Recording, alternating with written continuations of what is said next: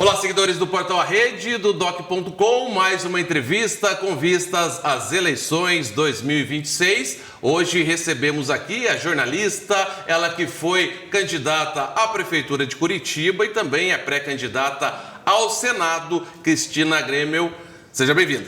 Muito obrigada, uma alegria estar falando com os seguidores aqui do Portal A Rede e com vocês todos.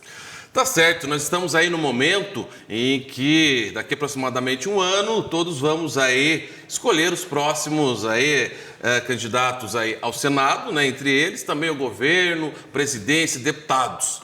Você surgiu aí após uma carreira sólida no jornalismo, né?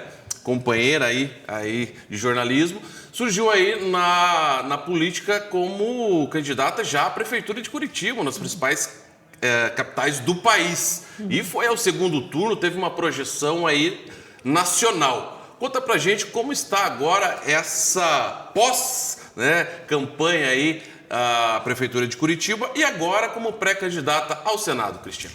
Eu tive 35 anos como jornalista, estou ainda no jornalismo, né? E a minha candidatura à Prefeitura de Curitiba foi absolutamente orgânica. Eu nunca tive pretensões políticas e nem tinha planejado isso para a minha vida. Mas realmente ali no ano de 2023, véspera da eleição municipal, começaram a surgir nomes com os quais a população já não tinha mais vínculo. É esse desejo de mudança que está muito forte no Brasil inteiro, né? Curitiba não é diferente. Curitiba é a minha cidade. Eu realmente, depois de muitas reuniões, ponderei, conversei com a minha família e aceitei o desafio e fizemos uma belíssima campanha sem usar um tostão de dinheiro público. Fui a primeira mulher com muito orgulho a chegar a um segundo turno na capital. Não conseguimos vencer a máquina, porque realmente a estrutura do outro candidato era muito grande, mas fizemos uma belíssima votação, 42% dos votos válidos, quase 400 mil votos, e isso automaticamente já me colocou nessa pré-candidatura para o Senado, porque no pós-eleição municipal as pessoas pediam, e já pedindo o Senado, porque o brasileiro está acompanhando política e o Brasil está num momento em que o Senado omisso nos coloca nesse estado de coisas em que não há mais direito no país, né? Não somos mais um Estado de direito, e sim um Estado de exceção, onde não se respeita mais a Constituição, as regras vigentes. É o que cada juiz tem na cabeça que funciona no momento. Então, o pessoal da área jurídica é muito desgostoso, obviamente, a população nem se fala, muitos inocentes presos sem comprovação, né? Não existe mais aquele princípio básico do direito de é inocente até que prove o contrário. E tudo isso acontecendo porque o Senado está omisso. Então, a população já começou a pedir, se candidata ao Senado, e de novo aceitei o desafio com muito orgulho, agora pelo Podemos, que é um partido maior, disputando essa vaga. São 2 vagas no ano que vem, né? Pois é, a sua candidatura foi pelo PMB, né?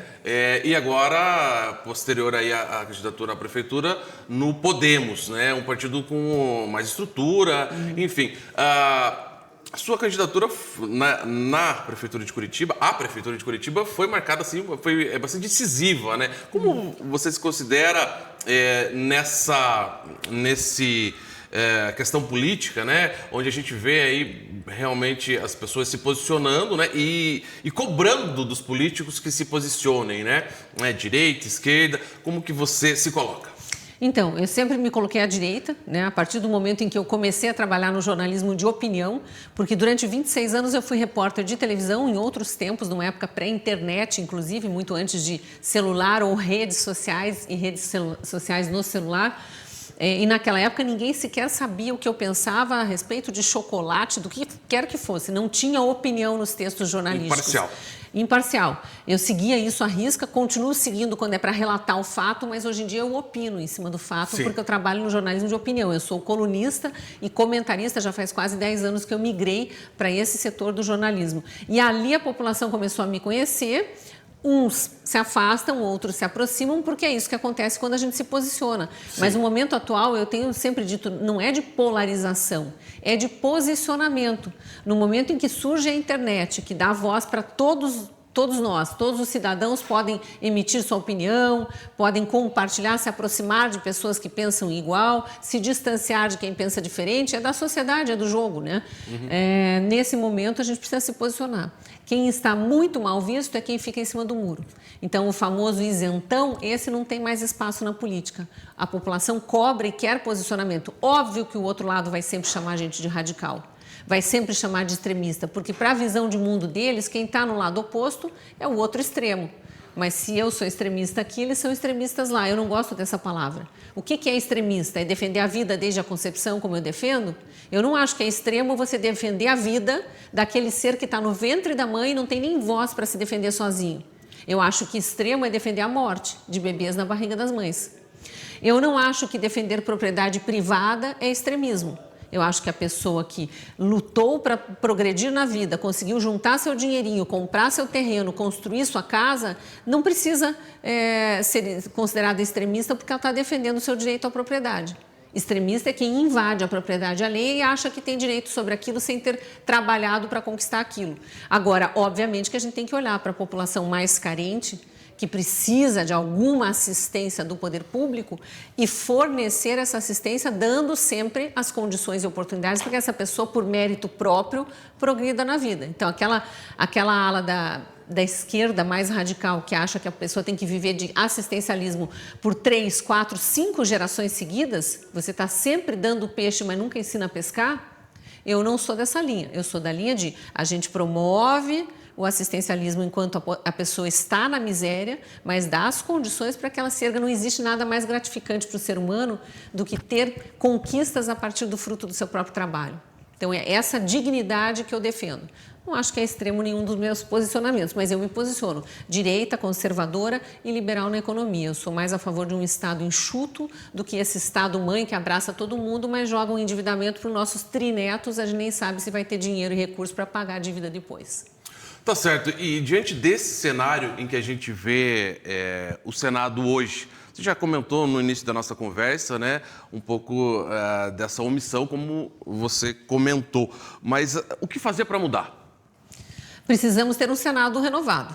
Isso eu não tenho dúvida nenhuma. A gente está com um corpo de senadores, são 81 senadores. As pessoas às vezes confundem. A gente precisa lembrar que o Senado, diferentemente da Câmara, ele não representa a população. Numa linha mais direta, ele não representa a população. Quem faz isso é o deputado na Câmara dos Deputados. No Senado, a gente representa a unidade da federação. É por isso que todos os estados são iguais no Senado. Todos os estados têm 3 senadores.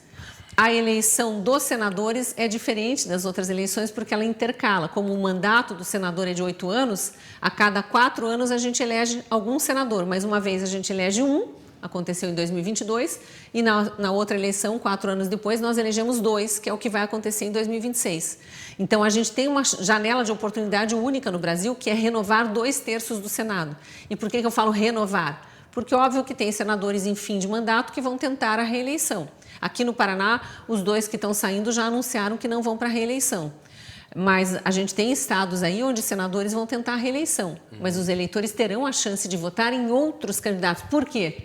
Porque esses que estão aí não estão conseguindo fazer o Brasil andar. A gente está vendo lá, existe uma parte do Senado que está conosco, que quer, por exemplo, o impeachment do ministro Alexandre de Moraes, que é quem está travando o Brasil e destruindo nossa democracia, nosso Estado de Direito, mas a maioria não quer. Então, o negócio não anda. A gente precisa ter, aliás, lá não é nem maioria, já tem 41 assinaturas para o impeachment, já é a maioria, que é metade mais um, mas o presidente do Senado não quer, ele não põe para votar. E por que esse presidente está lá? Porque na hora de eleger o presidente não houve maioria para eleger outro presidente. Então a gente tem uma chance única de renovar mesmo o Senado, colocar 2/3, são 54 novos senadores. Se todos os estados pensarem com esse olhar do novo, né? São 54 senadores que vão entrar lá com a possibilidade de, inclusive, votar uma proposta de emenda à Constituição. Se quiserem mudar a forma de escolha de ministros do STF, com 54 novos senadores, a gente consegue. Pois então, é importante. Sim, nós temos aí as 2 vagas aí, como você bem disse, né? Nós temos o Oriovisto, né, que é do PSDB, e temos também o Flávio Arnes, que é do PSB, né? Que são essas 2 cadeiras que vão estar em disputa. E uma delas, né, você estará, né, assim como outros candidatos, disputando. A gente vê, Cristina, historicamente, quem se elege, né, via de regra, né, temos exceções. Por exemplo, o Sérgio Moro, que está também como senador e se elegeu agora há 4 anos, né, não é a cadeira dele que estará em disputa, ele não teve o apoio do governador eleito, né, e nem do presidente, né? Por exemplo, ele não teve o apoio nem do Lula e nem do Bolsonaro quando ele se elegeu. Mas são apoios que são importantes. Tinha apoio popular. Tinha um Essa apoio é a popular. diferença. Exatamente. É isso que eu quero chegar. Você vislumbra um apoio desse, ou de repente o apoio de um candidato ao governo do Estado, ou você vai nessa linha do apoio popular numa candidatura sua?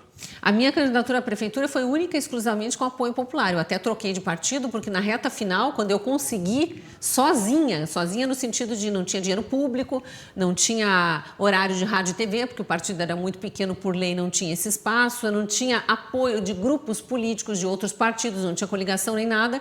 Eu passo para o segundo turno ali no peito e na raça, com um enorme apoio popular. E o meu partido, que era o PMB, se declara neutro no segundo turno. Por quê? Porque já estava de conchavo com outros partidos. Então, essa estrutura partidária é muito complicada. Quando termina a eleição municipal, com o capital político que a gente construiu, obviamente que vários partidos vieram me procurar para conversar. E eu fecho com o Podemos, porque é um partido que se define como centro-direita. Não existe partido de direita no Brasil. Nem o PL do presidente Bolsonaro, nem mesmo o Novo, que é liberal na economia, se definem como direita. Eles estão mais posicionados porque os filiados são mais de direita, mas o Novo, num início lá, se posicionava anti-Bolsonaro, depois acabou mudando porque não tinha mais como estar em cima do muro. O PL, a gente sabe que elegeu muitos deputados federais e senadores na onda Bolsonaro, em cima do nome Bolsonaro. Muitos hoje votam com o governo Lula, então não é um partido de direita. O Podemos, pelo menos, é um partido de centro-direita que se define, então estaria alinhado com esses, e que... Qual foi a minha análise? Como o PL e o Novo não tinham vaga para mim, aqui no Paraná, porque já tinham outros propósitos, o Podemos foi o partido com o qual eu mais me alinhei. No segundo turno de 2022, apenas 2 partidos apoiaram a reeleição de Bolsonaro. A população não lembra mais, mas Republicanos e Podemos. Republicanos é o partido do governador de São Paulo, Tarcísio, da senadora Damares, que foi ministra do Bolsonaro. E o Republicanos atualmente tem 3 ministros no governo Lula. Né? Você citou o senador Sérgio Moro, eu não estou dizendo que isso é culpa das pessoas, tá? São negociações de partido.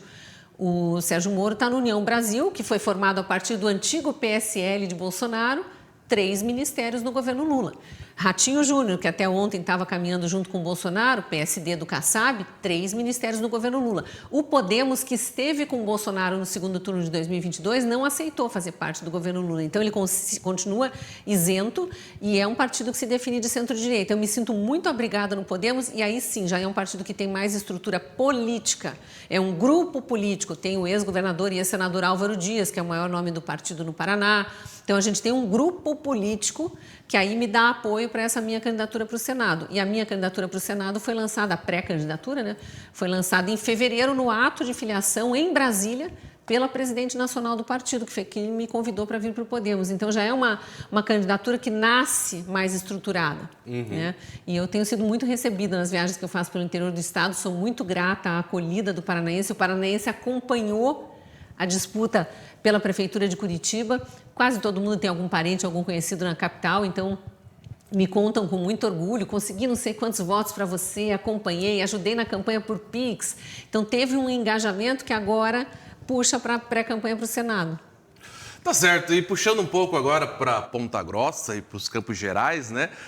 Como que a senhora tem encaixado também, né, nessa sua pré-campanha, né, esse relacionamento aqui com Ponta Grossa e os Campos Gerais? Ponta Grossa e Campos Gerais são uma extensão da capital, né? Então, estamos muito próximas, são cidades grandes com desafios parecidos, né? Acabei de acompanhar a prefeita aí entregando carros e motos para a Guarda Municipal. Fiquei surpresa que na gestão passada e nesse início de gestão, de segunda gestão, a prefeita já conseguiu dobrar o efetivo da Guarda Municipal, que era um desafio que eu teria em Curitiba também. O prefeito que acabou eleito está com esse dilema, precisa aumentar o efetivo, às vezes não tem recurso para isso, melhorar as condições. E o senador, obviamente, ele também tem as emendas, né? Ele também ajuda a trazer verbas para o Estado, mas ele é principalmente um interlocutor do governador e também dos prefeitos, obviamente, com o governo federal, porque ele tem acesso a ministérios, ele está lá representando o Estado, ele e mais 2, né? São 3 por Estado.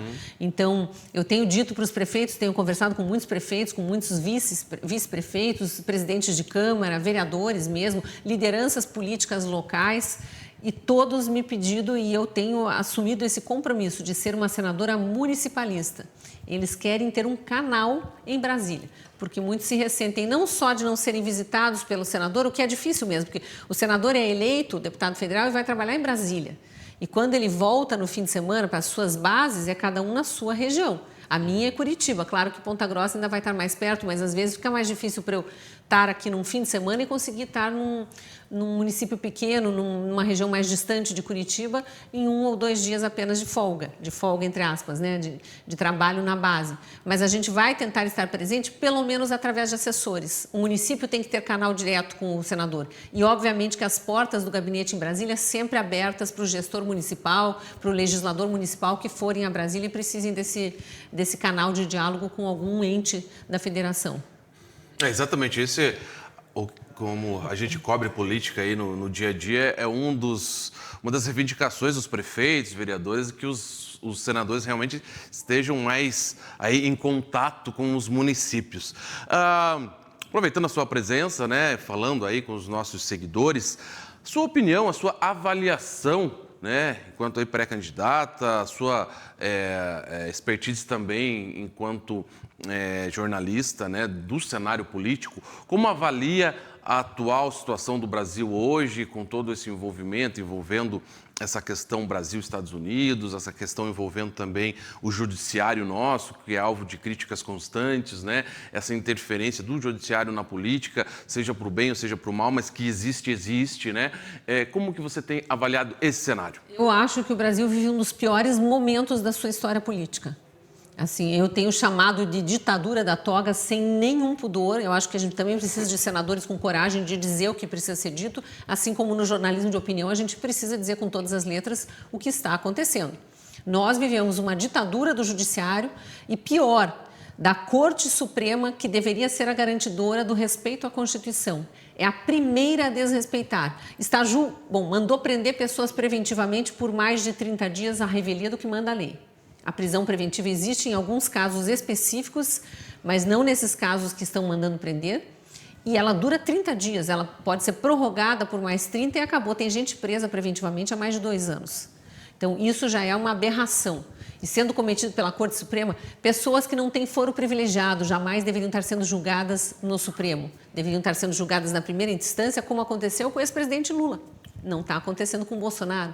Lula foi julgado na Justiça Federal, porque os crimes que eram atribuídos a ele eram federais, corrupção, lavagem de dinheiro, crimes federais contra uma empresa pública federal, a Petrobras, mas ele foi julgado na primeira instância da Justiça Federal.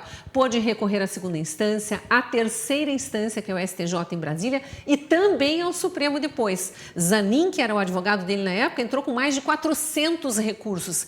Os presos do 8 de janeiro não podem recorrer a ninguém.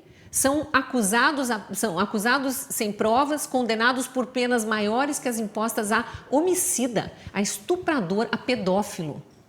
A Débora do Batom, que foi condenada a 14 anos de prisão, ela pegou pena maior do que a Elise Matsunaga, que assassinou e esquartejou o marido, confessou.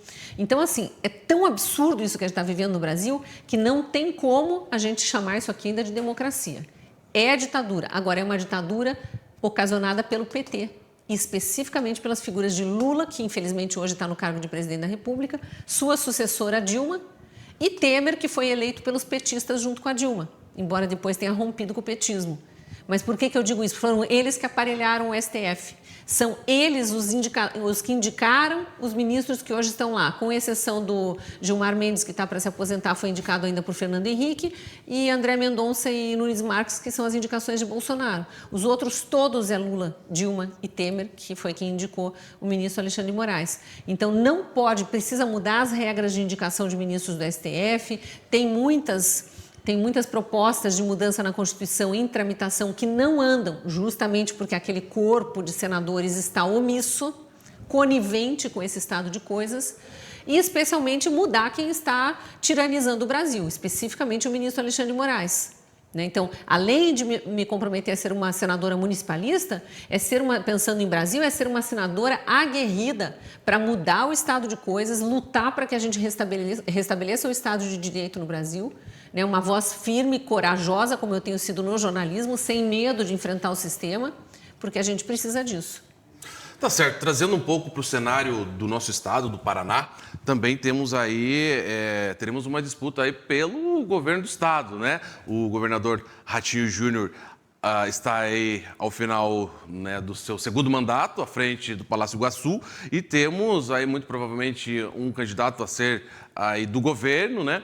Temos o próprio senador Sérgio Moro como um dos pré-candidatos aí, liderando. O único confirmado até agora. O único confirmado até agora, exatamente. E nas pesquisas aparece na frente, né?